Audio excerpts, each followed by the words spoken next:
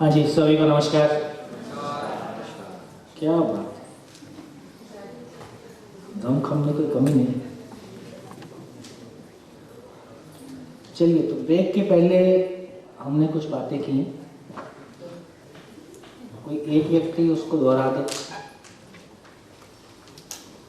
पकड़ में आ जाए। सार तो इतना ही था कि जिंदगी एक लर्निंग है, लर्निंग की प्रोसेस में आगे बढ़ना है और जो कोई लर्न करना चाहता है उसके साथ सहयोगी होके मतलब संज्ञान चिंता की ओर आगे बढ़ना है। यही लर्निंग, यही पूरा पार्ट। मेहर भाई का ये दूसरा शिविर है। यस सर, तो काफ़ी मजबूत गति से बढ़ रहा है। शायद से। जी, और किसी को कुछ कहना? हाँ जी। लास्ट दिन में हमने यही कि मैं कौन हूँ उसको हमने समझा था कि मैं मतलब शांति, नित्य शांति। और सर ने जैसे बोला कि सर ने हमने डिस्कशन की थी, भाव और विचार के बारे में भी थोड़ी बहुत डिस्कशन की थी ऑडियंस के साथ। और हमने ज़िंदगी को भी पहचाना था कि ज़िंदगी क्या था, और शायद सुख को भी पहचाना था कि जो चीज़ है उसको एक्सेप्ट, उसको समझे और उसको एक्सेप्ट करे, दैट मीन्स सुख। तो इतना हमने शायद किया। Thank you sir. जो जवाब अटेंड करते हैं तो आपका धारा प्रभाव जो है वो बिगड़ जाता है, ऐसा मैं सोचता हूँ। चाहे तो सब आप ओपिनियन लें, और क्वेश्चन आंसर का ना सत्र अलग से होना चाहिए, ऐसा मेरा सोचना है। नहीं।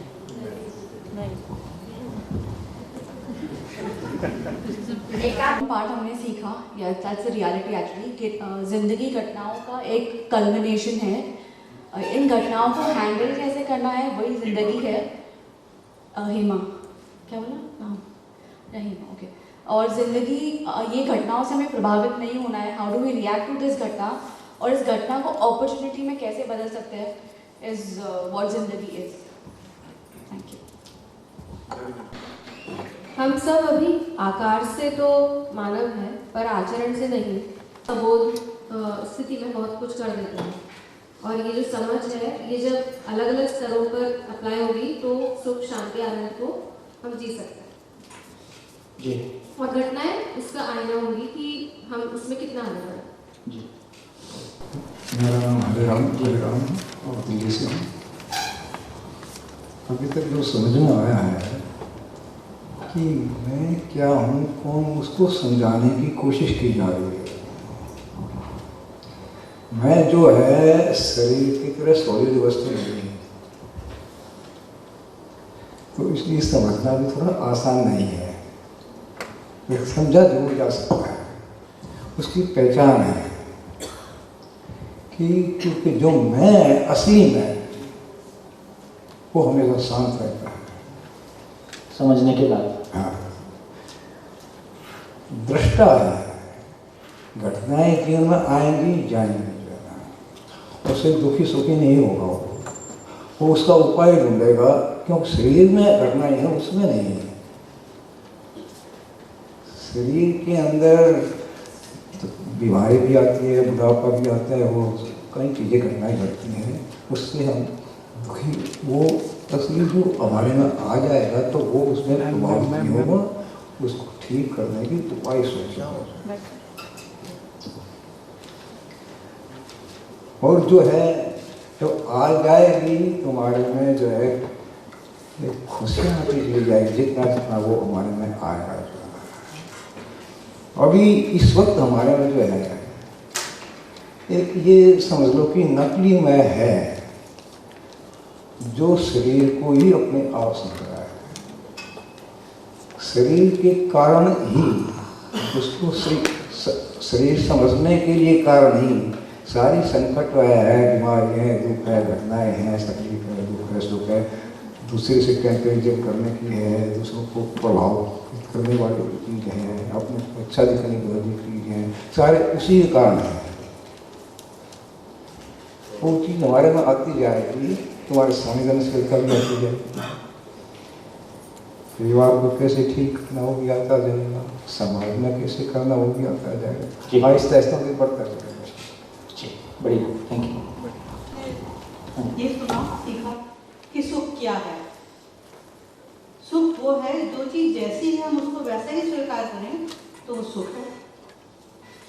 मैं भाव और विचार में हमेशा पूरे 24 घंटे जीती हूँ, और यदि मैं वो मेरे विचार और भाव यदि अच्छे हैं तो मैं सुखी हूँ। अभाव और अंतर विरोध में यदि मैं हूँ तो मैं दुखी हूँ।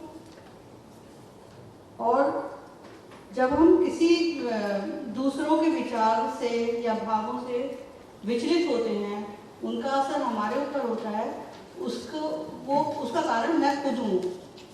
और यदि हम उनके दूसरों के प्रभाव में नहीं आए तो हम सुखी हैं।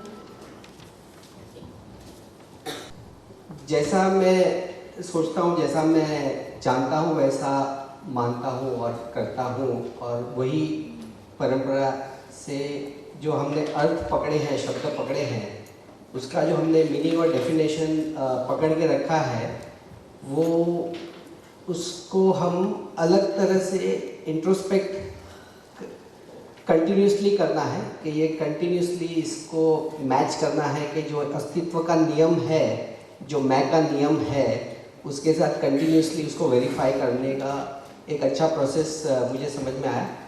और उससे मतलब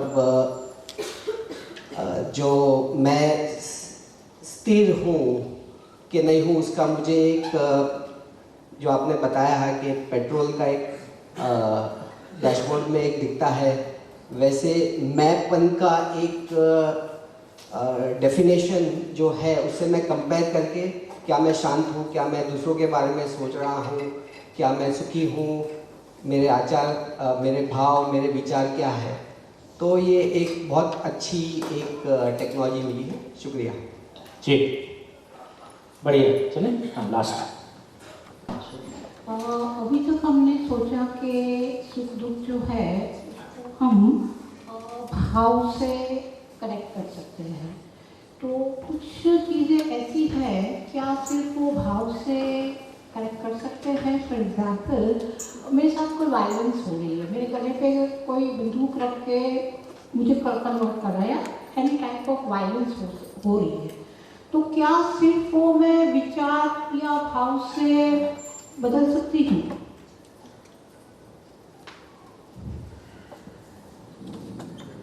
कठिन क्वेश्चन। दो स्थितियां हैं। एक स्थितियां तो ये हैं कि हम सामान्य परिस्थितियों में सामान्य रह सकते, हमारी रोज़मर्रा की ज़िंदगी में ऐसी कोई विशेष परेशानी है नहीं, कोई गर्दन पे चाकू रखे हुए है, कोई पिस्टल रखे ही हुआ है, खाना खाने को है ही नहीं, कोई अपमानित किए ही जा रहा है, ऐसी घटनाएं रोज़मर्रा में हमारे साथ में नहीं हो रही। फिर भी हम पाएंगे कि हम रोज़मर्रा में ही अपने परिवारों में, अपने आप में, अपने ऑफिस में जूझ रहे हैं और ठीक ठाक स्थिति में जूझ रहे हैं। तो पहली स्थिति ये है कि हम उन सभी जगह में नॉर्मल हो पाए, उन सब चीज़ों को हैंडल कर पाए। फिर ये है कि ये जो अप्रत्याशित स्थितियाँ हैं, ऐसी स्थितियों को भी देख सकें। तो पहली से शुरू करते हैं, फिर बाद वाली को देखते हैं। जी, तो कहानी इतनी ही है। फाइनली किसी का भाव और विचार किसी स्थिति में आया और हमारा भाव और विचार किसी स्थिति में है। भाव और विचार ही व्यवहार के रूप में व्यक्त होता है, भाव और विचार ही कार्य के रूप में व्यक्त होता है। तो सारी अभिव्यक्ति भाव और विचार से अधिक और कुछ है नहीं। और कोई बच्चा माँ के पेट से चाकू लेके आया नहीं, तो फाइनली जो कुछ भी समाज में था कहीं से उसने कोई चीज़ पिक कर लिया। तो धीरे धीरे थोड़ी प्रॉब्लम्स के छोटे सॉल्यूशन, तो बड़ी प्रॉब्लम्स के थोड़े बड़े सॉल्यूशन। जी हाँ, तो मतलब मैं अभी जैसे हमारा सत्र खत्म हुआ तो मैं बाहर निकला, तो मुझे एक कन्फ्यूजन था, तो मैं पूछना चाहता हूँ, आपसे भी पूछना चाहता हूँ सबसे, कि मैंने ऑब्जर्व किया कि यहाँ पे जितने भी लोग आए, आपने जब जीवन विद्या शुरू किया तो बेसिकली आपने पैसा कमा लिया था, don't get me wrong, but मैं वो बोलना चाहता हूँ कि आपने वो अनुभव ले लिया था, फिर आपको पता चला, रियलाइज़ हुआ कि अच्छा ठीक है, अभी पैसे के बाद, पैसा कमाने के बाद, ये मटीरियलिस्टिक चीज़ों के बाद एक और चीज़ है जो मुझे पर्पस देगी लाइफ का, जो मुझे पर्पस दिलाएगी। पर वो आपको तब पता चला जब आपने ये अनुभव कर लिया, और सही है, उसमें कोई गलत चीज़ भी नहीं है। बट जैसे कि हमारे जैसे यंगस्टर्स हैं 22, 23, 25 साल के, जिन्होंने ना तो पैसे कमाने का एक्सपीरियंस लिया है और ये एक्सपीरियंस भी नया ही है, तो मतलब वो रेशियो बैलेंस कैसे होगा, क्योंकि वो मुझे मतलब कंफ्यूजन हो रहा है उस चीज़ का कि ये बैलेंस आउट कैसे करें। क्योंकि होता क्या है कि आपने एक चीज़ शेयर की थी कि अगर हम अच्छे भी हैं, हम हमारे विचार और उससे जीना चाहते हैं, तो दुनिया ऐसी है कि वो स्वीकार नहीं करेगी और हमको उनकी तरह बनना पड़ेगा, उनकी डेफिनेशन में अच्छा बनना पड़ेगा, तो हमको ऐसा होना पड़ेगा। वो मतलब वो गलत चीज़ है, राइट? तो वो बैलेंस आउट कैसे करें, वो मुझे नहीं क्लिक हो रहा है। पैसा कैसे कमाना है ये कैसे तय होता है? कौन तय करता है? भाव और विचार। पैसा कितना कमाना है ये कैसे तय हो पाता है? भाव और विचार। तो समझ से, विचार से कम में हम सुसु पोटे भी नहीं जा सकते। तो इससे ये बात समझ में आई कि मामला भी हम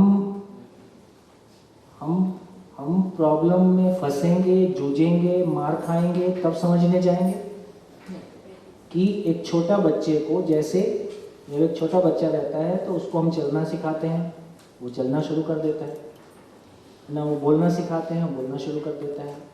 इसका मतलब ये हुआ कि यदि सही समय पे उसने, और कोई बच्चा सही समय पे जो एक एवरेज टाइम होता है उस समय में चलना बोलना नहीं सीखा तो उसको हम डॉक्टर के पास ले जाते हैं। तो इसका अर्थ ये हुआ कि किसी समय पे एक बच्चे को सुसु पोटी का पता चल जाता है, किसी समय पे चलने फिरने, चलने बोलने का पता चल जाता है, किसी समय पे लिखना पढ़ना आ जाता है, किसी समय पे। तो कितना समय आप मानते हो कि एक व्यक्ति को जीने की समझ आ जाए? वो क्या एज होनी चाहिए? वो तो इंडिविजुअल पे डिपेंड करेगा। एक आइडियल एज, एक आइडियल एज क्या होगा? नहीं, वो तो कोई होती नहीं, वो तो हमारी समझ पे डिपेंड करता है। वही समझने की बात है। तो चलो मैं दूसरा क्वेश्चन पूछता हूँ।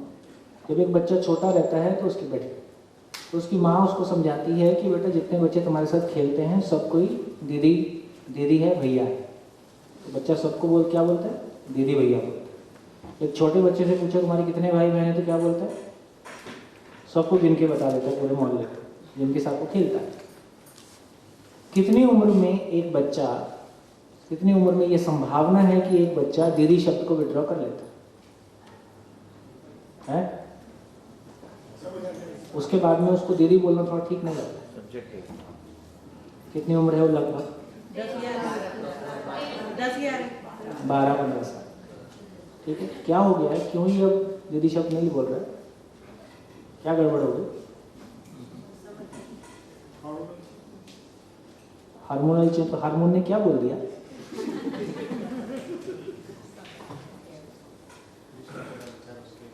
इसका मतलब है जो वो दीदी शब्द बोलता है उसका भाव दीदी का नहीं है, तो उसको एक कन्फ्लिक्ट अपने भीतर ठीक नहीं लगता। जब मैं कोई शब्द बोलता हूँ और मेरा भाव वैसा नहीं है तो मेरे अंदर एक कन्फ्लिक्ट पैदा होता है। ये कन्फ्लिक्ट ना रहे इसलिए सर और मैडम बहुत कूल है। सर और मैडम में सभी संभावनाएं निहित हैं।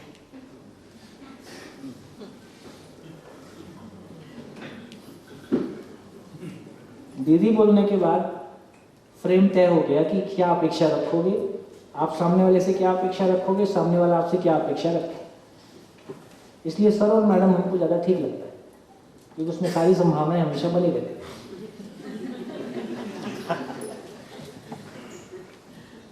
ठीक है? इसका अर्थ ये हुआ, ये सुख की तलाश किसकी है? मैं की है कि शरीर की है? मैं की है। अभी कोई बात नहीं, हमने बहुत सारी बातें नहीं की हैं, फिर भी हम कुछ आगे पीछे बात कर लेते हैं।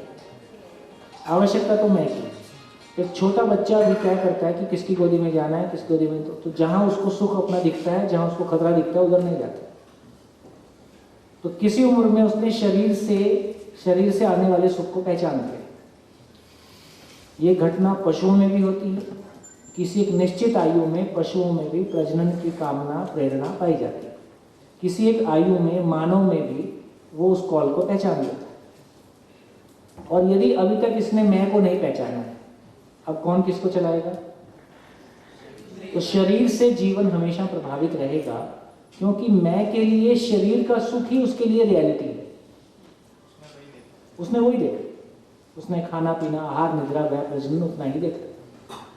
तो यदि 12-13 साल के बच्चे को यदि ये क्लैरिटी नहीं बनी कि ज्ञान पूर्वक सुखी हुआ जा सकता है, तो अब ये कितने साल स्वयं को शरीर मान के जिएगा, कितने साल जिंदा रहने को जीना मान के जिएगा? यदि किसी ने नहीं बताया तो नैया पार। इसका अर्थ है कि जीने को समझने की सही उम्र 12 के पहले। तुम थोड़ा लेट आए, समझ में आया? और हम लोगों ने जब इस काम में कूदे हैं तब हमारे पास पैसे नहीं थे ना, तब भी कमाए थे। तो ऐसा भी धीरे से ये बात ध्यान में आई। ये फोन देखिए। तो इसका मतलब है कि मैस्लो थ्योरम जैसी पढ़ाई जाती है वैसी नहीं। किसी एक उम्र तक आदमी अपनी भूख और सिक्योरिटी और सम्मान और सेल्फ स्टीम और रियलाइजेशन, ऐसा ये एज वाइज नहीं है, ये स्टेट ऑफ माइंड है। नहीं, वो एज वाइज है भी नहीं। मैस्लो का बस कि ये पहले ये स्टेज पे आओगे, हाँ, सेकंड स्टेज पे ही आओगे, ऐसे करके। हाँ, पहले ये आओगे, लेकिन समाज में जैसा लिया जाता है कि अभी आप यहाँ पे हो। अभी जब मैंने जॉब से रिजाइन किया तो मेरे मैनेजिंग डायरेक्टर ने मेरे को 2 घंटा मैस्लो थ्योरम समझाई। हम तो इंजीनियरिंग के स्टूडेंट थे, हम तो पढ़े नहीं थे। तो उसने कहा कि देखो अभी तुम इस लेवल पे हो कि तुम्हारा ब्रेड एंड बटर ये पूरा नहीं हुआ, और तुम जिसकी बात कर रहे हो ये 50 के बाद का काम है। उसमें मैस्लो थ्योरम ड्रॉ करके मेरे को समझाया। अब हमारा एमडी था, उसके सामने तो वैसे ही कुछ नहीं बोलते थे। वो दौर भी अलग था जहाँ बहुत ज़्यादा ऐसे बात नहीं होती थी। तो जब तक वो बोलते रहे तब तक तो मैं चुप करके सुनता ही रहा। तो लास्ट में मेरे को बोले कि आपको कुछ कहना है। तो मैंने उनको कहा कि सर, भगवान को खिला हुआ फूल अर्पित करते हैं कि मुरझाया हुआ? बोले तुम जाओ, तुम्हारा कुछ नहीं हो सकता। यार मैं 50 के में तो घुटने मेरे वैसे ही जवाब दे देंगे।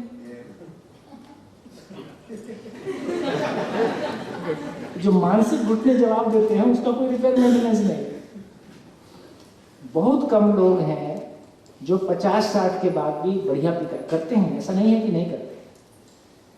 बहुत कम लोग हैं जो 50-60 के बाद भी फिर से एक नई पारी खेल लेते हैं। लेकिन इस एज में नई पारी खेलना बहुत आसान है। 12 साल के बच्चे के लिए और आसान है, पैदा हुआ बच्चे के लिए और आसान। छोटा बच्चा सीधा सीधा कट पेस्ट मारता है। जैसे आप देखिए, जिस भाषा में, जिस लैंग्वेज में हम पैदा होते हैं उसका एक्सेंट भी एज इट इज ट्रांसलेट हो जाता है। वो पंजाबी आदमी पंजाबी इंग्लिश बोलेगा तो उसकी इंग्लिश भी पंजाबी इंग्लिश होती है। गुजराती बोलेगा, मराठी बोलेगा तो बिल्कुल समझ में आएगा ये एक्सेंट कहाँ से आता है। तो इसका अर्थ है भैया, गर्भकाल से नहीं, गर्भकाल से, जब बच्चा पेट में है वहां से जीने का काम शुरू हो। समझ गए? चलिए, हैं? चलिए। बच्चों का जो मैंने कैरेक्टर देखा, मैंने शुरुआत से वो अपना जीवन विद्या का विद्यालय है अभिभावक, तो बच्चों में बहुत शालीनता है, बहुत आदर सत्कार है। और राजकोट के भी अधिकारी लोग आए थे, उन्होंने भी काफ़ी उनकी ये प्रशंसा की। तो उस टाइप का अगर चारों तरफ वही विद्यालय, तो ये जो सत्याशीलता में हम जीने की हम तो सीख लेंगे। ये एज में तो सीखना है और जाना रहता है, लेकिन जो नई पीढ़ी उसको अगर ये शुरुआत से ही मिले तो काफ़ी अच्छा रहेगा। अगली बार जब आओ तो पहले से लेके आओ। फर्क तो पड़ता है।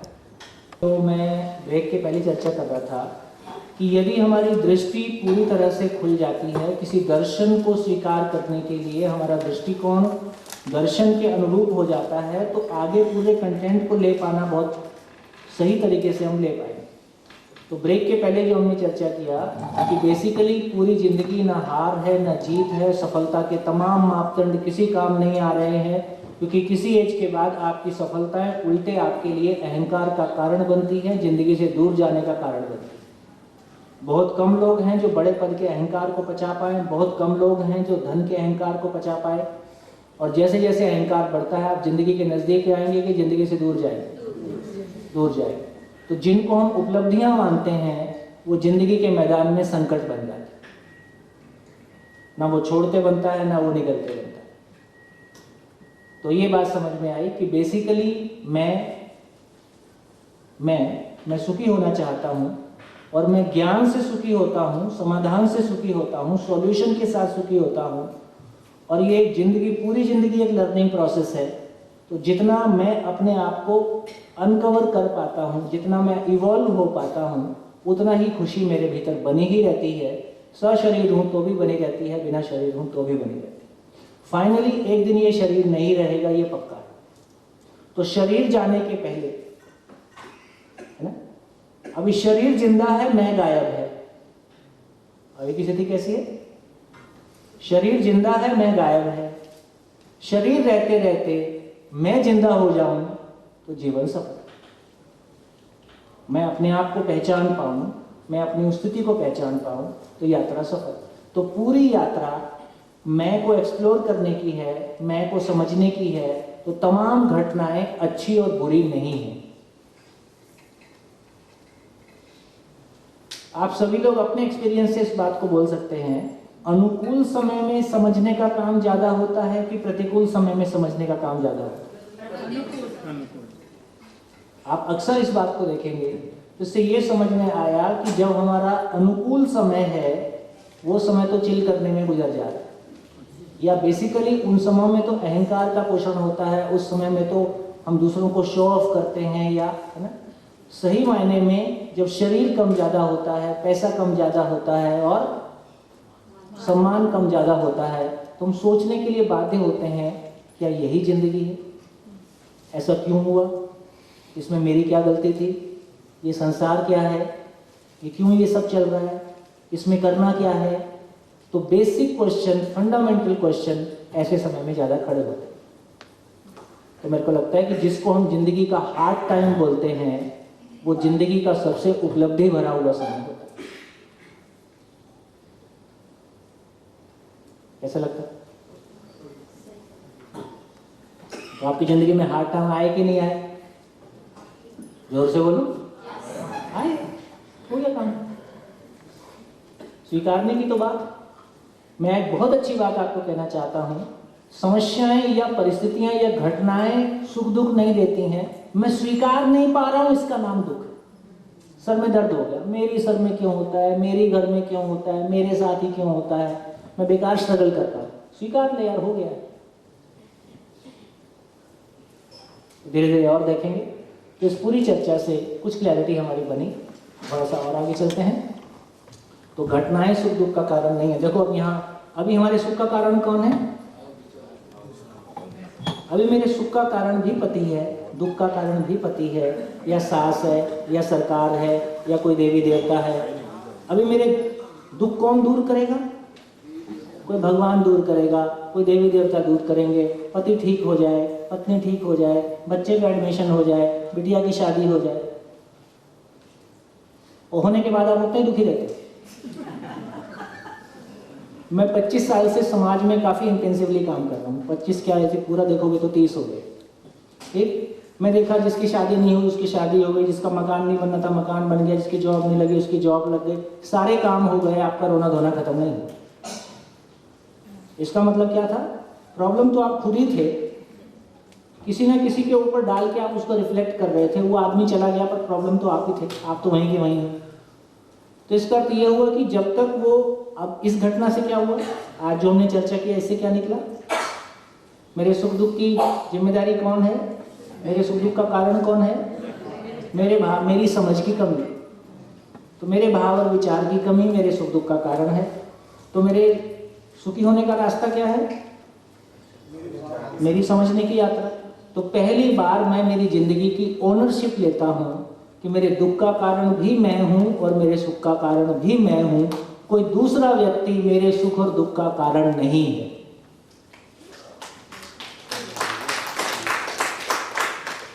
भाई साहब, जिस दिन ये स्वीकार हो जाता है ना, उसके बाद जिंदगी में पीछे लौट के देखने की जरूरत नहीं पड़ती, क्योंकि मैंने ओनरशिप नहीं लिया है। ओनरशिप लेना एक बड़ी घटना है।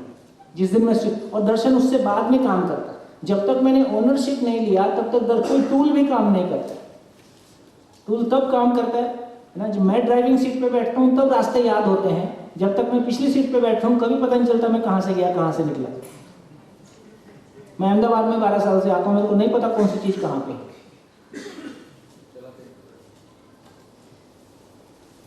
तो जिंदगी की ड्राइविंग सीट पे हम बैठ पाए और हमारा ध्यान इस बात पे चला गया। अब मैं कह सकता हूँ कि मेरे भाव और विचार को मैं कैसे नियंत्रित करूँ, वो मेरे अनुसार कैसे चले।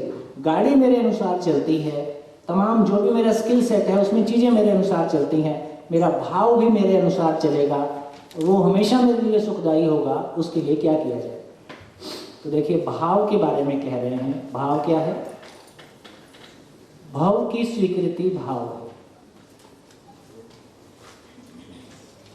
और विचार क्या है? भाव का विश्लेषण विचार है।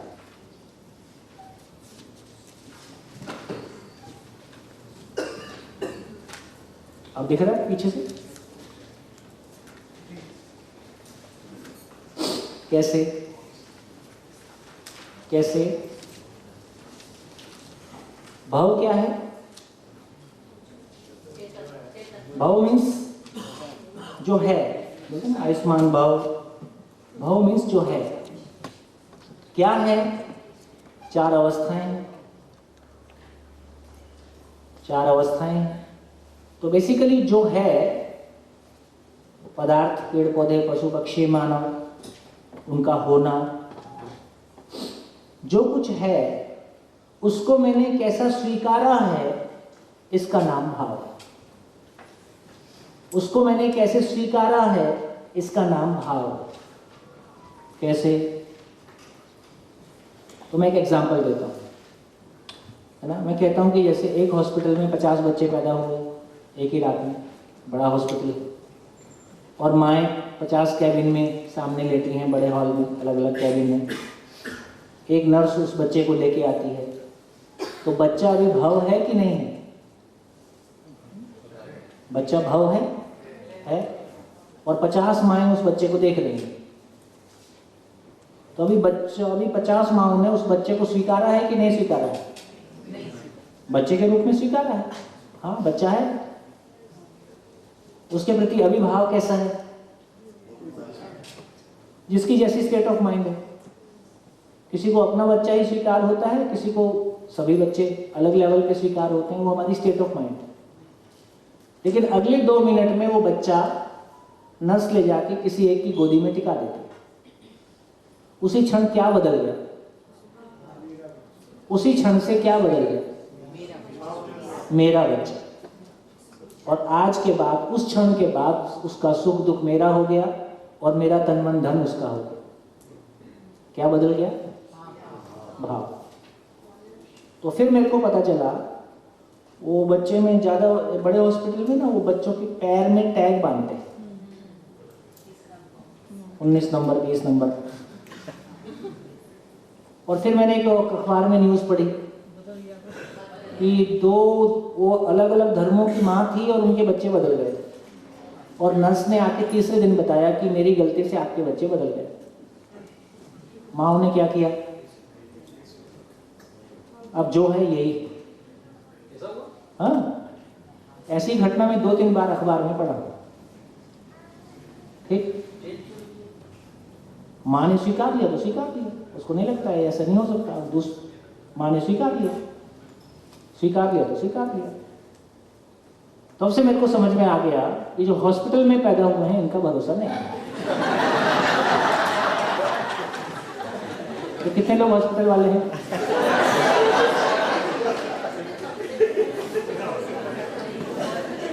लेकिन हमने किसी को चेंज नहीं किया। एक संत महात्मा थे, उन्होंने मुझे पूछा था कि आप फासले गांव महाराज बॉम्बे में मुलुक में उनका मंदिर था, तो मैं उनके दर्शन के लिए गए थे। बोले आप कभी किसी का बच्चा बदली किया क्या? तो मैंने कहा नहीं, जिसका था उसी को दिया।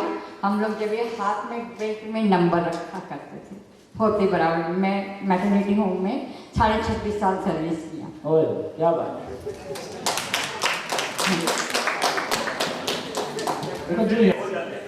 हो जाता है। लेकिन सत्संग का भाव होता है जी, लेकिन इससे मैं केवल ये प्रयोग करके देखता हूँ। जैसे ही मैंने कहा कि ये हॉस्पिटल वालों का भरोसा नहीं है और यहाँ कितने लोग हॉस्पिटल वाले हैं, तुरंत आपको कैसा फील होगा? एक बार को तो धक्क से हो जाता है, यार कुछ गड़बड़ तो नहीं हो गया। जो सही रास्ता से चलता है उसका कुछ भी नहीं होता है, सच्चाई और सच्चाई। रुक जाओ। तो इसका क्या मतलब हुआ? एक क्षण के लिए भी यदि मेरे को ये शंका आ भी गई कि मैं बदल तो नहीं गया, उसी क्षण मेरा भाव बदल जाए। मैं केवल ये प्रयोग करने के लिए आपको दिखाता हूं। एक क्षण के लिए भी लग गया कि मैं बदल तो नहीं गया, उसी क्षण को ऐसा लगता है कि नहीं भाव नहीं, ऐसा नहीं, मैं ठीक ठाक। ये है भाव की दुनिया। तो इसका अर्थ ये हुआ कि मैंने जैसा किसी को स्वीकारा है, इसका नाम भाव है। अब मैंने मेरे गांव को कैसे स्वीकारा, मेरे माँ बाप को कैसे स्वीकारा, मेरे भाई बहन को कैसे स्वीकारा, मेरे चाचा मामा ताया को कैसे स्वीकारा, पूरे विश्व को कैसा स्वीकारा।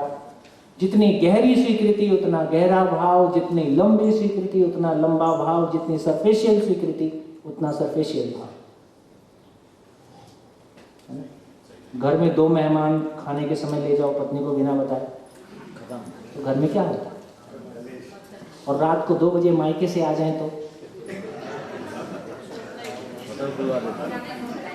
है मिठाई की दुकान अपनापन होता है।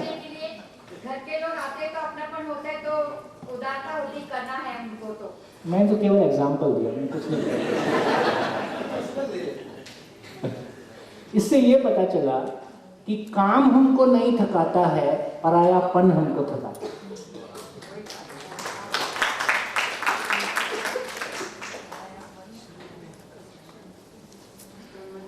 जहां तक मेरे अपनेपन का विस्तार है, वहां तक मेरे सुख का विस्तार है। जहां से परायापन की सीमा शुरू होती है, वहां से मेरा दुख शुरू होता है। अभी तो मेरा परायापन मेरे घर से शुरू होता है, घर से नहीं, खुद से शुरू होता है। अब अपने सुख दुख को आप ब्लैक एंड व्हाइट में ला सकते हैं। अपने बारे में सोचें और कॉपी पेन लेके बैठ जाए, ठीक है? और आप लिखें कि मेरे को मेरे शरीर में से क्या स्वीकार है, क्या नहीं स्वीकार। तो किसी को अपनी नाक स्वीकार नहीं है, किसी को अपने बाल स्वीकार नहीं है, किसी को अपने शरीर का साइज स्वीकार नहीं है, किसी को अपनी हाइट स्वीकार नहीं। और किसी को तो यही दुख है कि मैं इंडिया में क्यों पैदा हो गया। हाँ, मेरे को ऐसे लोग मिलते हैं। उसको एरोप्लेन की टांग से भी लपेट के भेज दें तो वो जाने को तैयार है।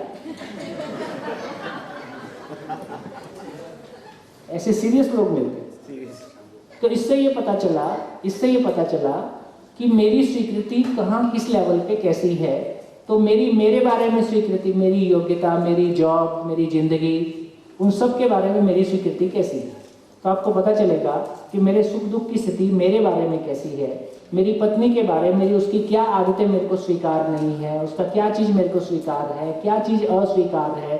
अपने बेटे के लिए, अपने मकान के लिए, अपने व्यवसाय के लिए, अपने अब किसी भी चीज़ के लिए आप पूरे एक ब्लैक एंड वाइट में हम बिल्कुल बना सकते हैं कि ये चीज़ मेरे को 50% स्वीकार है, ये चीज़ मेरे को 10% स्वीकार है। ऐसा कुछ भी हम एक मापदंड बना सकते हैं और आप अपने सुख दुख को बिल्कुल ब्लैक एंड वाइट में ला सकते हैं। क्या लगता है, कर सकते हैं कि नहीं? करना भी चाहिए। करना भी चाहिए का मतलब है कि करेंगे तो आपको और क्लियरली पता चलेगा आपके भाव और विचार की स्थिति। और फिर आप ये भी देख पाएंगे कि 10 साल पहले मैं कैसा था, 10 साल बाद में अभी कैसा हुआ और आगे की मेरी स्थितियाँ कैसे बदल रही हैं। यदि मेरी भौतिक उपलब्धियों को मैंने मापने की स्थिति बनाई है ना, तो मेरे भाव और विचार के रूप में, मेरे इवोल्यूशन के रूप में, मेरी जर्नी के रूप में पूरा दर्शन समझ में आएगा। तो बहुत सारे मापदंड मिलेंगे अपने आप को पहचानने का, क्रॉस चेक करने का। तो इससे हमने एक बात समझने की कोशिश की कि भाव क्या है। कितने लोगों तक ये बात पहुंची? भाव पहुंच गया। अब विचार क्या है? भाव का विश्लेषण ही विचार है। मैं क्या करता हूँ, भाव ही समझ है। मेरे पास एक समझ है, उसको मैं आपके सामने विश्लेषित करके आपके सामने, मैं भाव को विचार में परिवर्तित करके आपके सामने रखता हूँ। आप उस विचार को वापस भाव में कन्वर्ट कर लेते हो। इसका नाम कम्युनिकेशन। मैं भाव से विचार के रूप में प्रस्तुत होता हूँ, आप विचार से उसी भाव को, उसी भाव को, उसी सच्चाई को पकड़ने की कोशिश करते हैं। जब भी पकड़ पाते हैं तो आप कहते हैं समझ में आ गया, इसका नाम कम्युनिकेशन। तो इसका मतलब भाव को विचार में भी कन्वर्ट करते हैं। जब बाहर से कोई सूचना आती है तो विचार पूर्वक भाव बनता है। जब मैं कोई समझ को, भाव को दूसरों को व्यक्त करता हूँ तो भाव से विचार की यात्रा के रूप में मैं व्यक्त होता हूँ। अब अपने को भाव भी समझ में आएगा, विचार भी समझ में आएगा। अब हमारी समस्या पकड़ में आ जाए। अब हमारी समस्या क्या है? अभी हमारी समस्या इतनी है कि हमारे भाव और विचार में निरंतरता नहीं है। अभी हमारे भाव और विचार में निरंतरता नहीं है। क्या? अभी मुझको लगता है कि मैं शानदार आदमी हूँ, अगले क्षण लग सकता है कि मैं बेकार आदमी हूँ। अभी मुझको लगता है कि मैं सफल आदमी हूँ, अगले क्षण लगता है कि असफल आदमी हूँ। एक क्षण पहले लगता है कि तुम्हारे बिना जी ही नहीं पाऊंगा, अगले क्षण लगता है तुम मर ही जाते तो ठीक होता। इतना ड्रास्टिक चेंज आता है। तो इसका मतलब है कि अभी मेरे भाव और विचार में स्थिरता नहीं है, कंटिन्यूटी नहीं है, है ना। लगातार बहुत अप एंड डाउन चलता है। क्यों चलता है? क्यों चलता है? अब समझ की कमी कहने से काम नहीं चलेगा। अब क्लियर उंगली रखना पड़ेगा कि अब क्या हुआ, क्यों ऐसा चलता है। ये पकड़ में आने से आपको वो इंस्ट्रूमेंट मिल जाएगा जो इंस्ट्रूमेंट बिल्कुल आपको लगातार पूरी जिंदगी काम करे। मैं उसको लिख देता हूं। इसका मतलब ये हुआ, यदि भाव की स्वीकृति भाव है तो अभी हमारा भाव कैसा है? परिवर्तनशील। अभी शरीर ही हमारा भाव है। शरीर और शरीर से जुड़ा हुआ पैसा, शरीर से जुड़ा हुआ मकान, शरीर से जुड़ी हुई तमाम चीजें, रूप बल धन पद इंद्रियां। तो अभी मेरा शरीर ही परिवर्तन, भाव ही परिवर्तनशील है, इसलिए भाव भी। बस इतना ही मान लो। और ये मूल्यांकन करने वाला पहचानता कौन है कि भाव बदल गया? ये मैं पहचानता हूं कि शरीर पहचानता है? ये मैं पहचानता हूं, और मैं की समझ है नहीं, मैं की समझ है नहीं। तो इसलिए अपने ही भीतर इंद्रियों से सुखी होने के प्रोसेस में मैंने कितने लोगों को परेशान किया, कैसे मैं परेशान हुआ, रूप बल धन पद के लिए मैंने कितने क्या कुछ उल्टा सीधा किया, वो मुझको पता है। ये तमाम चीज़ों की वजह से जो चित्त पे कहीं ना कहीं मेरे को स्वीकार है कि मुझसे गलतियां हुई है, वही चित्त में भारीपन के रूप में बनी रहती। जितना भी अस्वीकार पक्ष है, यही मेरे भीतर का भारीपन है, यही मेरा दुख। तो इसका अर्थ है, अब सॉल्यूशन क्या है? यदि भाव परिवर्तनशील है तो भाव भी परिवर्तनशील है। मैं क्या चाहता हूं? भाव की निरंतरता हो जाए। तो उसके लिए क्या होना पड़ेगा? भाव की निरंतरता हो जाए। भाव की निरंतरता की बात करेंगे तो क्या भाव है जो निरंतर है? पता चला आदमी के भीतर जो चाहत है वो निरंतर है ना। आदमी के भीतर चाहत निरंतर है, ये मैं का होना निरंतर है, ठीक है। अस्तित्व में नियम निरंतर है, और नियम का आधार भी। आखिर ये नियम आ कहां से गया? ये भी तो क्वेश्चन उठेगा कभी ना कभी। ये नियम किसने बना दिया, कैसे आ गया, ये ऑपरेट कैसे कर रहा है? तो उसका आधार भी निरंतर है। तो मैं की चाहत भी निरंतर है, क्योंकि मैं का होना भी निरंतर है, मैं की क्रिया भी निरंतर है, अस्तित्व में नियम भी निरंतर है, उसका आधार भी निरंतर है। ये जब भाव ही परिवर्तनशील नहीं है, ये भाव ही नित्य है और निरंतर है, इसलिए भाव भी निरंतर। इतना ही काम करता है।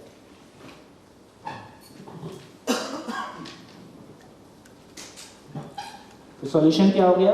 यदि ये क्लैरिटी बन गई, यदि मैं हमेशा हूं, मैं नहीं मरता हूं, ठीक, और एक बार मैं अपने आप को पहचान पाता हूं तो वो पहचान कभी नहीं मिटती है, तो मेरे खड़े होने का आधार हमेशा मेरे पैर के नीचे है। फिर आप किसी को, दूसरे का सामान, दूसरे की कोई भी चीज़ देख के फिर मैं प्रभावित नहीं होता, क्योंकि मेरी पहचान, स्थिर पहचान मेरे को मिल गई। तो मुझ में जो भाव की निरंतरता थी, अपनी पहचान को लेके, अपने सम्मान को लेके, अपने सुख को लेके, जो मैंने 3 बातें कही, अपनी 2 रोटी का जुगाड़ अपने पास, अपने सम्मान अपने पास, अपना सुख अपने पास, ये मेरे पास सुरक्षित हो गया। तो मैं फिर आपकी यात्रा से मैं प्रभावित नहीं होता हूँ, है ना। फिर आपकी यात्रा से प्रभावित हो, फिर हम मिलके कुछ पॉजिटिव कर सकते हैं, उसको मिलके कर ही सकते हैं। और फिर शरीर में जो बदलाव है, जब इधर मेरे को स्थिर वाला आधार मिल गया, अभी मेरा शरीर जवान है तो मेरे को स्वीकार है, अब बाल सफ़ेद हो गए तो मेरे को स्वीकार नहीं है। जब मैं अंदर से सफ़ेद हो जाता हूँ, फिर बालों का सफ़ेद होना स्वीकार हो जाता है। नहीं आया समझ में? जब मेरी पहचान अपने आप में सुनिश्चित हो जाती है, फिर शरीर का बदलना भी स्वीकार हो जाता है। फिर दूसरे का किसी दूसरी चीज को कर पाना, फिर मेरे को समझ में आता है कि हाँ भाई अलग हो ही सकता है, क्योंकि शरीर अलग अलग ही होते हैं। तो शरीर की वजह से जो भिन्नताएं हैं, ये विरोध में बदलने की बजाय भिन्नताओं के रूप में स्वीकार हो जाता है, अंतर विरोध खत्म हो जाता है। तो मैंने क्या कहने की कोशिश की, बात पकड़ में आई? बोल के बताओ। चलो ईश्वर तुम्हें बोलो, तुम्हें छेड़ा राग। तो मैंने पूछा था भाव क्या है। हाँ, तो ये समझ आया कि भाव यानी भाव की स्वीकृति। जितनी भाव की स्वीकृति होगी उतना गहरा भाव होगा। जितनी, जब मैं कह रहा हूँ का मतलब है कि एग्जिस्टेंशियली जैसा है, और मैं उससे दूर जितना खड़ा हूँ, जितने का मतलब है मैं उसके नज़दीक जितना हूँ उतना मुझे भाव की समझ होगी। अभी तक तो भाव शरीर और रिलेटेड थिंग्स से बना है। जब ये सामने आ जाएगा, क्या इस बात का बोध हो जाएगा कि मैं शरीर से अलग एक वास्तविकता हूँ जो निरंतर है, जिसका कोई कुछ नहीं बिगाड़ सकता। मैं अमर हूँ, मैं अजय हूँ। अमर हूँ, अजय हूँ, शांत हूँ, तो फिर वो भाव नहीं बदलेगा, वो निरंतर रहेगा। तो जो बदलने वाली चीज है वो भी स्वीकार हो जाए। अभी बदलने वाली चीजें स्वीकार नहीं हो रही है, क्योंकि वही मेरी पहचान का आधार था, और मैं पहचान में स्थायित्व चाहता हूँ, और वो बदल जाती है। रूप बल धन पद का नेचर ही है कि वो परिवर्तनशील है, और मैं उसकी स्थायित्व चाहता हूँ। ये संभव नहीं है। तो नियम का विरोध ही दुख है। जो चीजें परिवर्तनशील हैं, मैं उनमें स्टेबिलिटी देखना चाहता हूँ, इसका नाम दुख है। जो चीजें परिवर्तनशील हैं, मैं उसको स्वीकार लेता हूँ, इसी का नाम सुख है। तो शरीर में बदलाव आएगा, स्वीकार लेंगे। पैसा कम ज़्यादा होगा, स्वीकार सकते हैं, है ना। क्योंकि जब अपना होना स्वीकार हो जाता है, तो इनके होने से मेरी पहचान डिस्टर्ब नहीं हो रही है।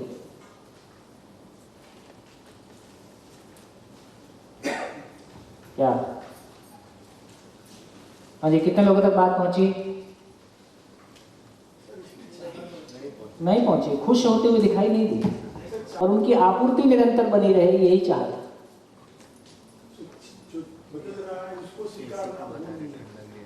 जो नहीं बदलता है उसको स्वीकारना जैसा है, जो बदलता है उसको स्वीकारना जैसा है।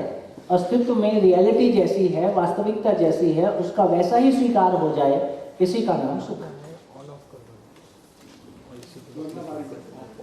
हाँ, अस्वीकार होना ही, कोई चीज स्वीकार नहीं हो रही है, इसी का नाम दुख है। हाँ जी, कितने लोग कह सकते हैं कि बात पहुंची है? ठीक है, कुछ को पहुंची है, कुछ को नहीं पहुंची है, कोई बात नहीं। हाँ जी, फिर से बोल दो। हाँ, वो आप थोड़ा सा, मैं बोल के निकल गया, फिर से मैं बोलता हूँ, ध्यान दीजिए। हमारी कुल समस्या इतनी है कि हमारे भाव और विचार में निरंतरता नहीं है। मैं सफल हूँ, मैं इस बात को हमेशा महसूस करना चाहता हूँ कि बीच बीच में असफल महसूस करना चाहता हूँ, है ना। मैं सफल हूँ, मैं सुंदर हूँ, मैं बढ़िया आदमी हूँ, तो जो भी कुछ मेरी सकारात्मक स्वीकृतियाँ हैं वो हमेशा बनी रहें, हम सभी ऐसा ही चाहते हैं। अभी स्थिति कैसी है? भाव की स्वीकृति भाव है, लेकिन मैंने स्वयं को शरीर माना। क्या माना? मैंने स्वयं को शरीर माना, तो मेरे सुखी होने का आधार इंद्रियां, मेरे सम्मानित होने का आधार रूप बल धन पद, और ये बदलेगा? इंद्रियों में सुख की निरंतरता है? नहीं है।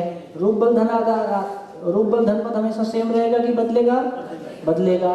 मैं क्या चाहता हूँ? ना बदले, मैं हमेशा 20-18 साल का दिखता रहूं, ऐसा होने वाला है? नहीं होने वाला है।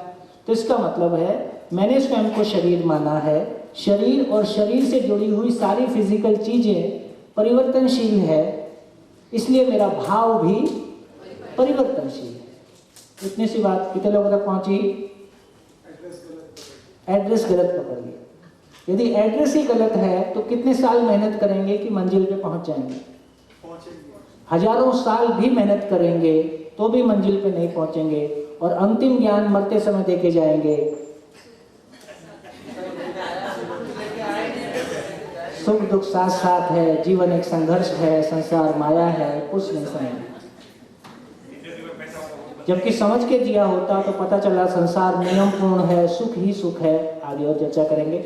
यदि भव की, अब उसमें सूत्र क्या निकला, यदि भव की स्वीकृति भाव है और भव निरंतर हो जाए तो भाव भी निरंतर हो जाए। अब निरंतर कौन सा भाव है? भव है। शरीर निरंतर नहीं है, लेकिन मैं निरंतर हूं। नियम निरंतर है, नियम का आधार भी निरंतर है, उसको समझेंगे तो पता चला कि निरंतर वाली वास्तविकता ज्यादा है, परिवर्तनशील वाली वास्तविकता वो थोड़ा सा शरीरों से जुड़ा हुआ मामला। तो जैसे ही मैं उस निरंतर भाव को पहचानता हूं, भाव की निरंतरता अपने आप में स्थिर हो जाती है। मैं हमेशा हूं, मरने का झंझट ही खत्म हो गया, मैं मरता ही नहीं, खत्म, मृत्यु का डर खत्म। कैसा रहेगा? बोले मर गया चला गया, पता चला कहीं नहीं गया, इधर ही रहता है, आजू बाजू का डर।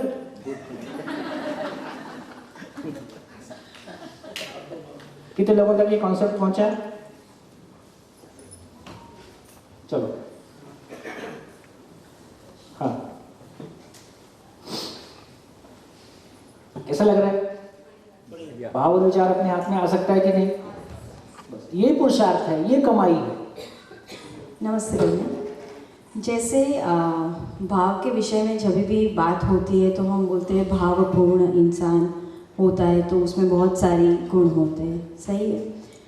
तो जो व्यक्ति है जो भाव से पूर्ण हो गया है तो ये ज़रूरी है उसको सारे भाव के अनुभव हुआ ही होगा, क्योंकि सारी घटनाएं हर एक व्यक्ति के जीवन में तो होती नहीं है। दुर्घटनाओं का अनुभव होता है कि वास्तविकता का अनुभव होता है? वास्तविकता हमेशा वर्तमान बना ही रहता है। आप समझो ना समझो, आप किसी की माँ, किसी की बहन, किसी की बेटी, किसी देश के नागरिक, किसी धरती पर रहने वाले, सांस लेने वाले, पेड़ पौधे, पशु पक्षी से कनेक्टेड, हमेशा नेटवर्क ऑन है। नेटवर्क ऑन है, लेकिन मेरा मोबाइल काम नहीं कर रहा है, वो उसमें फॉल्ट, टेक्निकल फॉल्ट है, या उसको हमने अपग्रेड नहीं कराया, जैसे 3G, 2G, 4G, 3G, 5G, है ना।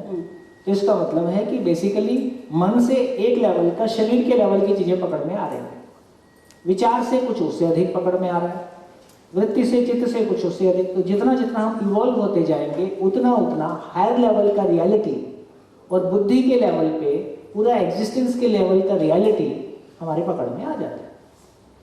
तो फिर वो अनुभव में आ ही जाता है। सभी के लिए अनुभव समान है।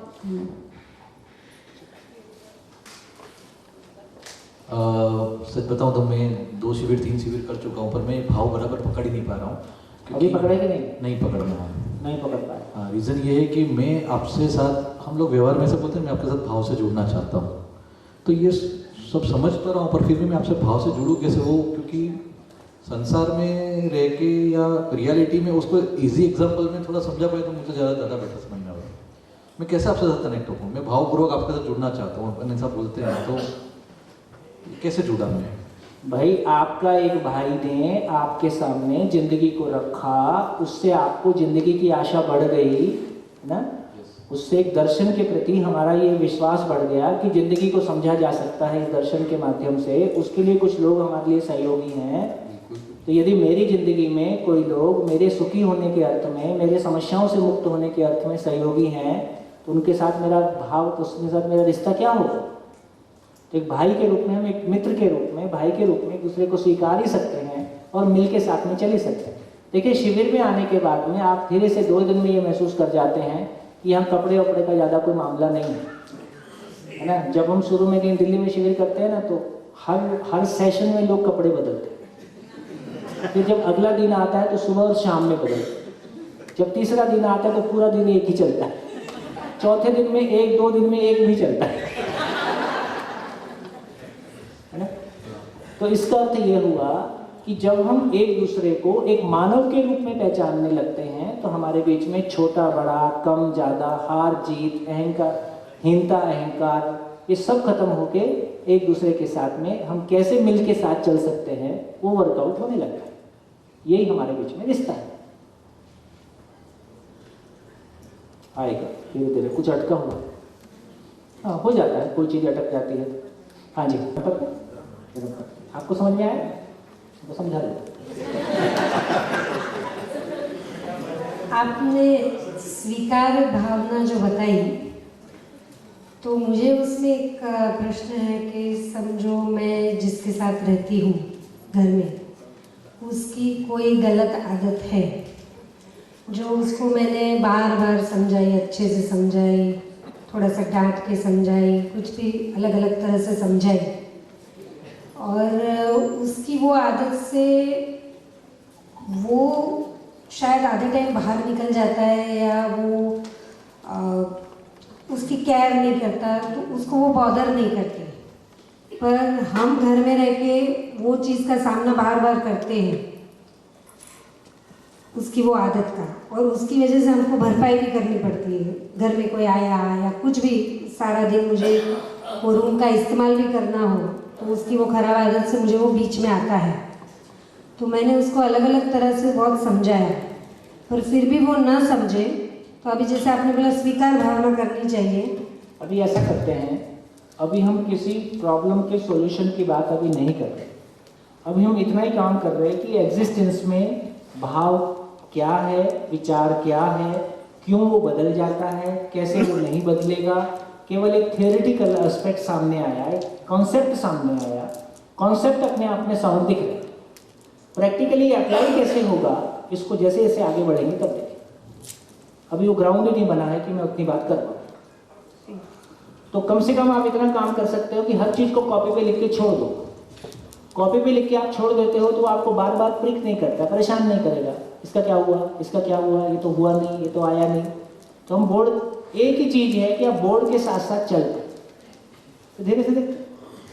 हाँ जी, कहाँ पहुँच गए? आगे चलो, आगे चलो। चलिए लौट के आते हैं वापस।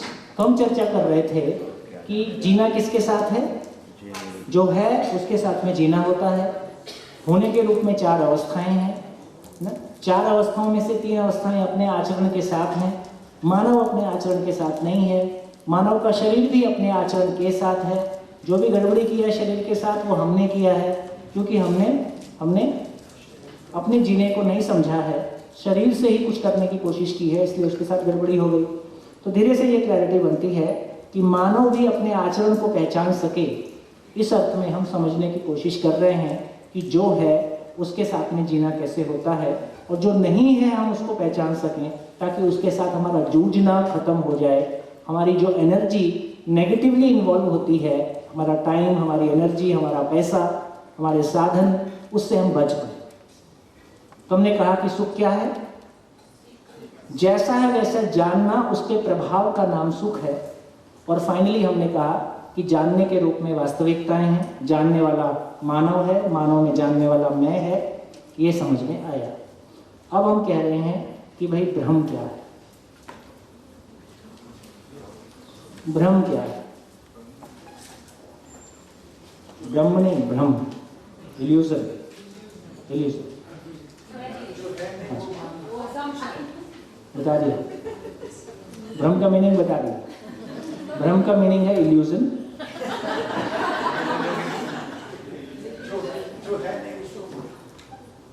तो भ्रम का मतलब है जो जैसा है, अरे नहीं मानना कुछ होता ही नहीं है। जो जैसा है उसे अन्यथा मान लेना, अन्यथा मान लेना, कुछ और मान लेना, अंडर इवेल्युएट करना, ओवर इवेल्युएट करना, कुछ का कुछ मान लेना, तो जब भी भ्रमित मानव 3 प्रकार से गलती करता है। जो चीज़ जैसी है उसको अधिक मान लेता है। बाप बड़ा ना भैया, ये क्या हो गया? अधिक भी माना और कुछ और भी कर दिया, पैसे को बाप बना दिया। तो जैसा है उससे अधिक मान लेता है, जैसा है उससे कम मान लेता है, कुछ का कुछ मान लेता है।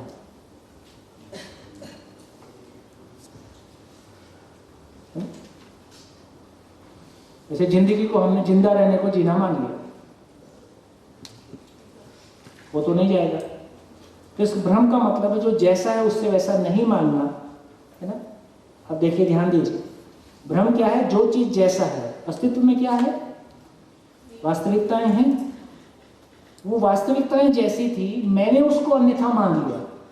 तो मैं आपसे पूछना चाहता हूं कि भ्रम नाम की रियलिटी एग्जिस्टेंस में क्या है? भ्रम नाम की वास्तविकता अस्तित्व में क्या है? भाई, अस्तित्व में पेड़ है, पौधे हैं, पशु है, पक्षी है, समुद्र है, धरती है। भ्रम नाम की वास्तविकता अस्तित्व में क्या है?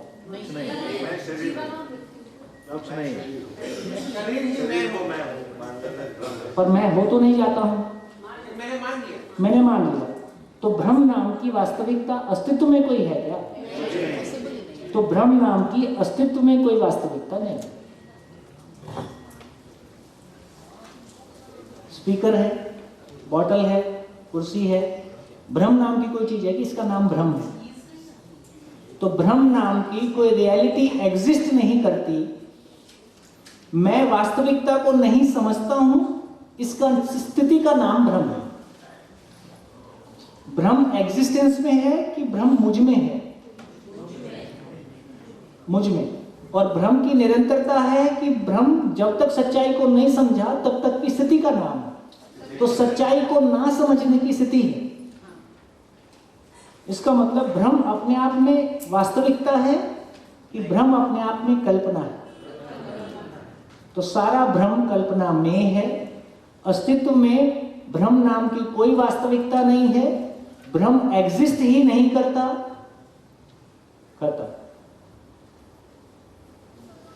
बढ़िया। अब हम बात करें फिर ये दुख क्या है?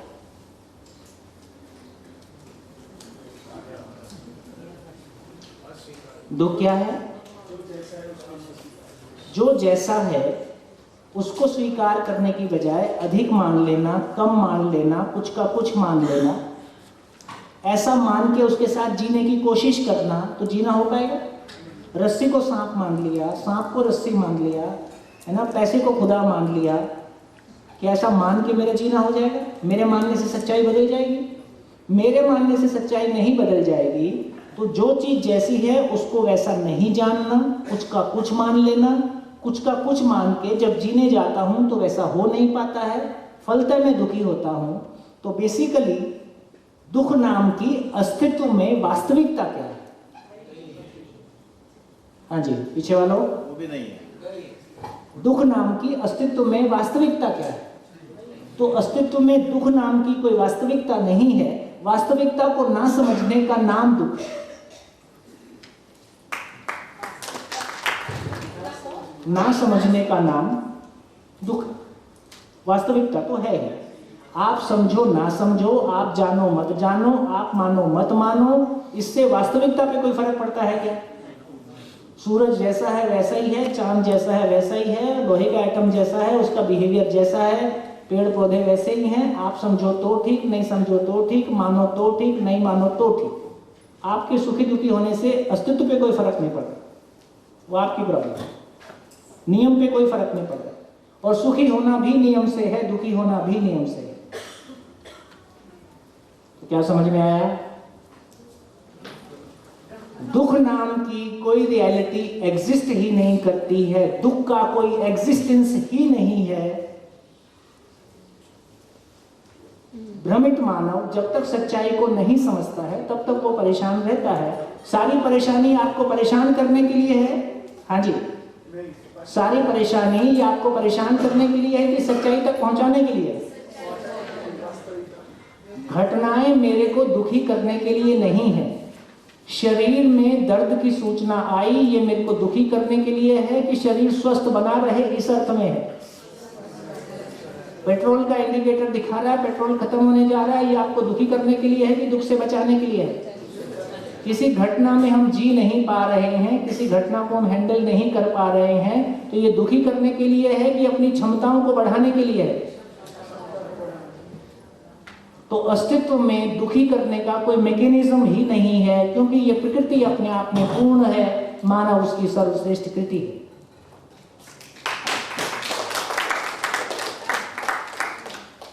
दुख नाम की कोई चीज एग्जिस्ट ही नहीं करती।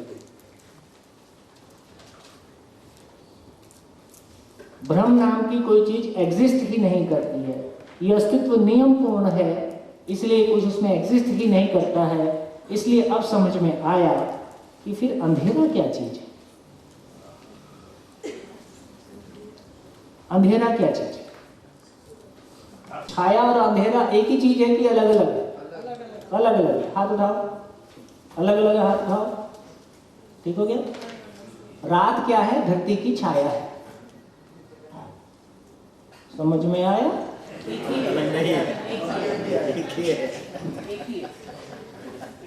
एक ही है। अभी अभी आया। वर्ड में क्रिएट नहीं किया, अस्तित्व जैसा है उसको वैसा बोला। मेरे बोलने से अस्तित्व नहीं बदल जाएगा। इसका मतलब ये धरती ट्रांसपेरेंट होती तो क्या होता? प्रकाश ही प्रकाश रहता। छाया और अंधेरा में क्या फर्क है? जब अंधेरे की बाउंड्री दिखाई देती है उसको छाया बोलते हैं, जब बाउंड्री नहीं दिखती उसको अंधेरा बोलते हैं। मैकेनिज्म एक ही है कि प्रकाश को किसी अपारदर्शक वस्तु ने, किसी ओपेक वस्तु ने प्रकाश को रोका है। तो इसका मतलब है जब हम अंधेरा कह रहे हैं तो मेरी चमड़े के आंख की देखने की सीमा है। दूसरा एंगल, जब हम सिनेमा हॉल में पिक्चर देखने जाते हैं, जो लोग लेट में आते हैं, जो लोग बैठे रहते हैं, उनको मजाक उड़ाते रहते हैं, देख अंधा आ गया। कुछ देर बाद हमको भी दिखने लगता है। मैं आदिवासियों के बीच में रहा तो मैंने ये पाया कि हमको जितना दिखता है उससे उनको ज़्यादा दिखता है, क्योंकि हमारी आंख खुलती है तो लाइट ऑन होती है, आंख बंद होती है तो लाइट ऑफ होती है। तो हमारा रेटिना उसके हिसाब से सेट है। तो इससे ये पता चला कि बेसिकली, और उल्लू नाम की एक चीज है, तो उल्लू नाम की एक वास्तविकता है जिसकी एक आंख यदि मानव में ट्रांसप्लांट कर दी जाए तो जब चाहो अंधेरा, जब चाहो उजाला, दोनों फैसिलिटी आपके पास हमेशा रहे, रात दिन आपके नियंत्रण में आ जाए। इससे क्या समझ में आया? अंधेरा बार है कि तुम्हारी आंख की समस्या? प्रकाश है ही। आजकल तो नाइट कैमरेज, नाइट विजन क्या क्या आता है। इससे ये पता चला कि यदि इस धरती की बात करेंगे, हमारे रोजमर्रा के जीवन शैली की बात करेंगे, तो प्रकाश कुछ समय के लिए, जब इंडिया में अंधेरा होता है तब अमेरिका में उजाला होता है। और धरती को ट्रांसपेरेंट कर दें तो दोनों तरफ ठीक हो जाए। तो इससे ये पता चला कि बेसिकली अंधेरा नाम की कोई वास्तविकता ही नहीं है, केवल मानव के आंख की देखने की सीमा को हम अंधेरा बोलते हैं। तो क्या समझ में आया? अंधेरे का अस्तित्व नहीं है, दुख का अस्तित्व नहीं है, भ्रम का अस्तित्व नहीं है, इसलिए काम क्रोध लोभ मोह मद मात्सर्य का अस्तित्व नहीं है, इसलिए किसी भी नेगेटिविटी का अस्तित्व नहीं है। ऐसी कोई रियलिटी एग्जिस्ट ही नहीं करती है। क्या एग्जिस्ट करता है? रियलिटी एग्जिस्ट करती है। सूरज, धरती, चांद, सितारे, पेड़ पौधे, पशु पक्षी एग्जिस्ट करते हैं। मानव के अलावा सभी अपने आचरण के साथ हैं। मानव में अपने आचरण के साथ होने की प्यास है। मानव में समझने की ताकत है। समझने के लिए पूरी सृष्टि खुला प्रस्ताव है। जितना समझते जाते हैं उतने सुखी हो जाते हैं। एक दिन सुख की निरंतरता हो जाती है, क्योंकि मैं सारे को ही समझ जाता हूँ।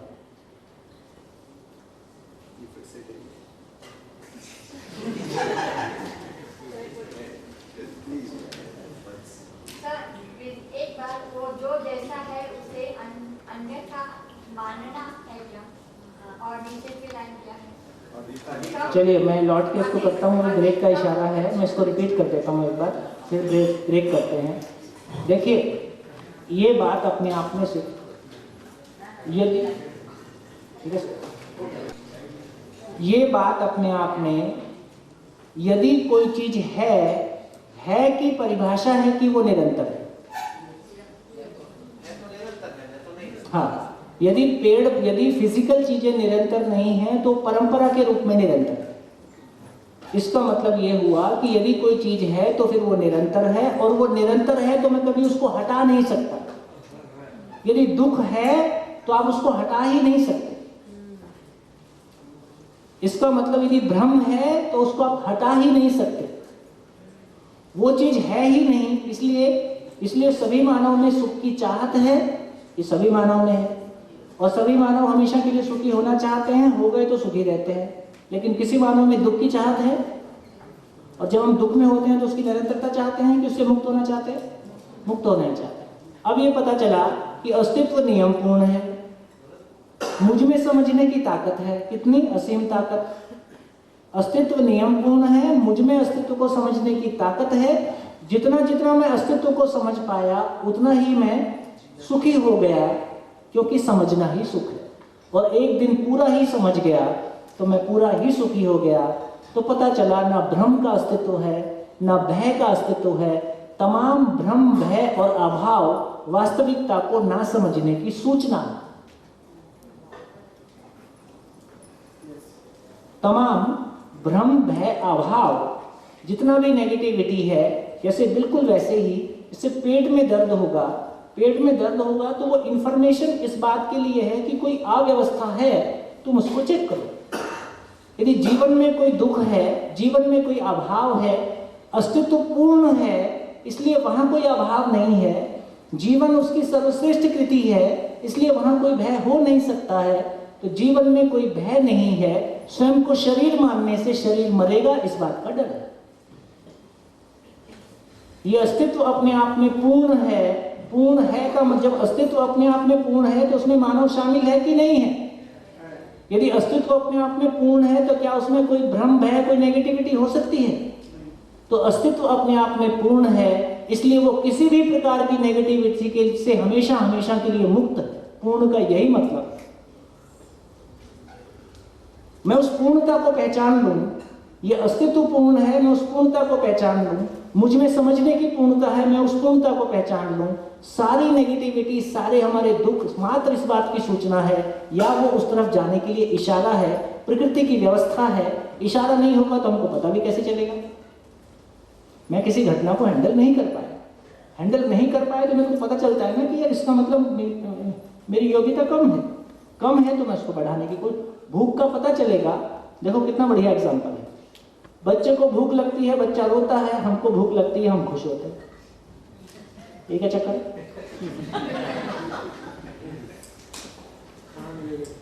भूख क्या है? पेट में एसिड आता है, एसिड पेट को जलाता है, इसका नाम भूख। जब बच्चे के पेट में एसिड आता है और पेट जलता है तो वो परेशान हो जाता है, बोले कुछ तो गड़बड़ हो गया। हमारे पेट में जब एसिड आके पेट जलाता है तो हमको इधर का ख्याल नहीं रहता, हमको थाली दिखाई देती है। हमारा ध्यान उस थाली पे है जिसमें माल आने वाला है। तो केवल वो सूचना किस अर्थ में है, मेरा ध्यान इस बात पे नहीं गया। जो मेरे पेट का दर्द है वो किसी के लिए अपॉर्चुनिटी है। वो कहता पेट दर्द, हमारा एक मित्र है वो भी ऑर्थोपेडिक, वो जो हड्डियां, वो जो स्टील की डालते हैं ना, रॉड्स वगैरह, तो उसका होलसेल का बिजनेस है। तो कहता है बिजनेस मंदा चल रहा है। बोले हमारा बिजनेस तो बहुत क्रिटिकल है, एक्सीडेंट हो और आदमी बचे तो हमारा बिजनेस है, एक्सीडेंट ना हो तो भी बिजनेस नहीं है, मर गया तो भी बिजनेस नहीं है। इतना क्रिटिकल बिजनेस है। एक्सीडेंट हो, हड्डी टूटे, हड्डी टूटे और जिंदा बचना चाहिए।